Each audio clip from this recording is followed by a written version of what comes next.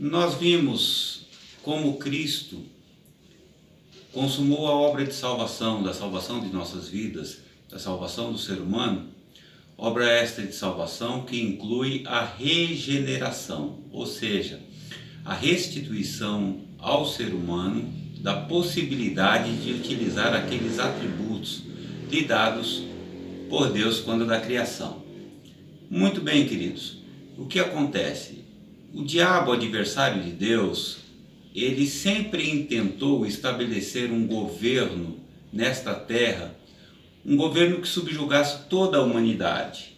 E este é o seu plano e continua sendo, não obstante o plano de salvação de Jesus Cristo.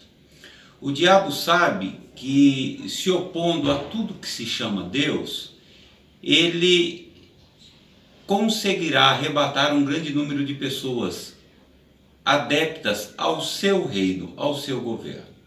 A Bíblia nos fala de uma figura, que um mensageiro do diabo que aparecerá na terra e estabelecerá um governo. A Bíblia o caracteriza, o chama de o iníquo, de anticristo, homem do pecado.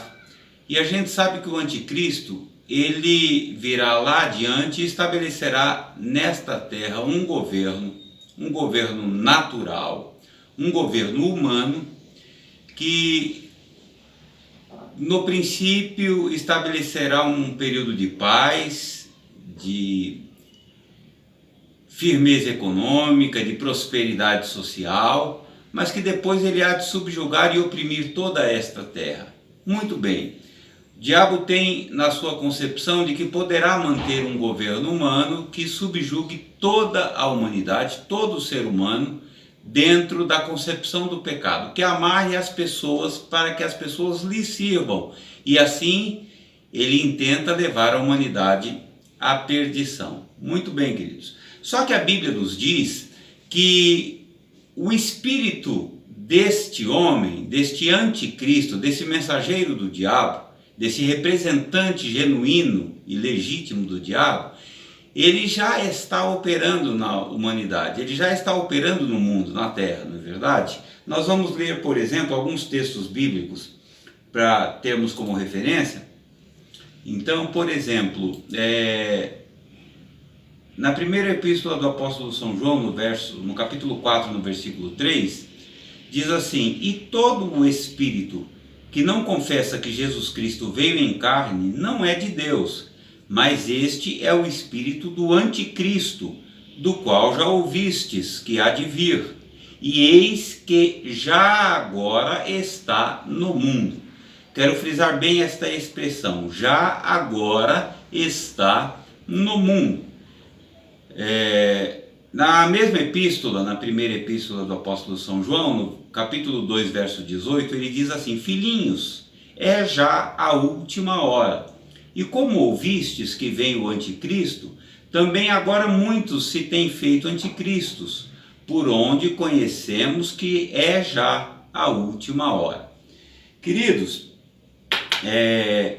desde que Jesus ascendeu aos céus, desde que consumada a obra de salvação, desde que inaugurada a igreja de Cristo, uma igreja universal que compreende judeus, convertidos e gentios, o diabo vem trabalhando contra a igreja, ele vem trabalhando contra a obra de Cristo, ele vem trabalhando para continuar fazendo com que o pecado influencie toda a humanidade e escravize o homem a ponto de tornar sem efeito a obra de regeneração feita por Jesus Cristo.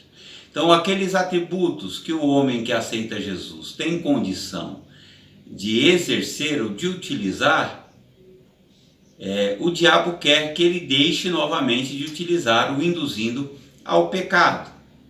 E o anticristo, ao longo da história, a gente vai vendo que ele vem levantando homens e projetos para desfazer a obra de Cristo e para subjugar o homem no pecado. Então se levantaram muitas pessoas que E tem se levantado ao longo da história muitas pessoas que têm tentado explicar a razão das coisas, a origem das coisas, a origem do próprio ser humano, têm tentado explicar o mundo, tirando Deus do contexto. Nós já falamos sobre isso, né? Depois que Jesus Cristo utilizou a sua obra, muitos pensadores e filósofos têm se levantado com teorias que se contrapõem ao Evangelho de Jesus Cristo, tentando explicar o mundo sem Deus no contexto. Um deles, aí por volta do século XIX, foi Kant, que tentou estabelecer o segundo pensamento. Olha, o mundo é conhecido não pelo pensamento do homem, não é o que o homem pensa a respeito do mundo que traduz a verdade sobre o mundo, mas o mundo é conhecido através da ação do homem, né? Através daquilo que o homem faz e das suas ações se pode conhecer o mundo.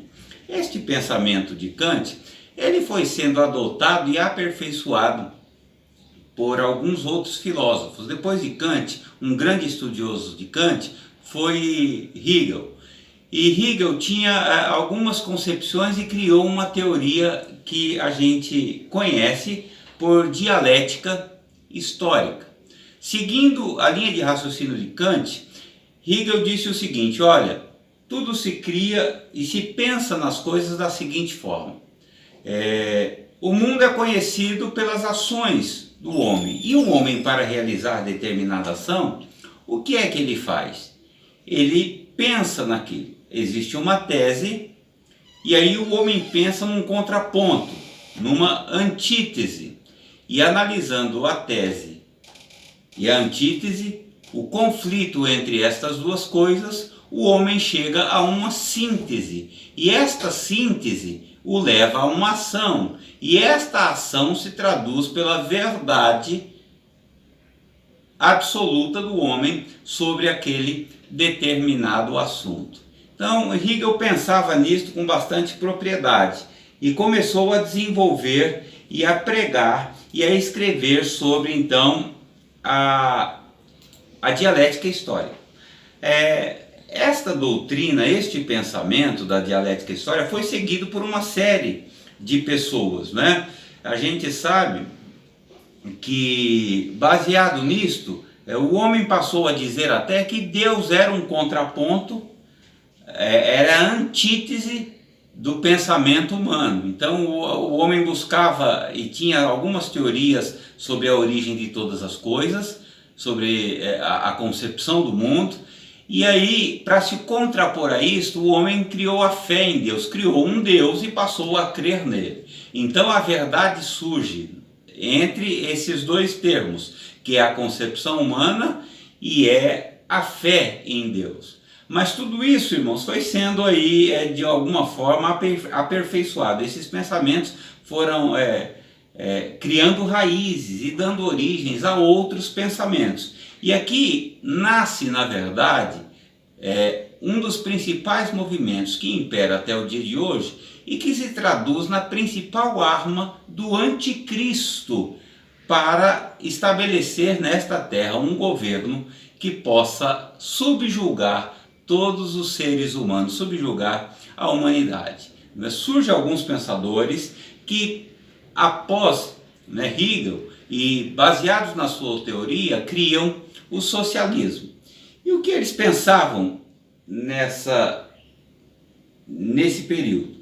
Na verdade, eles viam o socialismo como um contraponto ao capitalismo que existia à época. Eles viam que existia uma classe extremamente dominante e existia uma classe extremamente subjugada. E entendiam que o ideal para uma sociedade era que o Estado fosse realmente a instituição forte de tudo isto.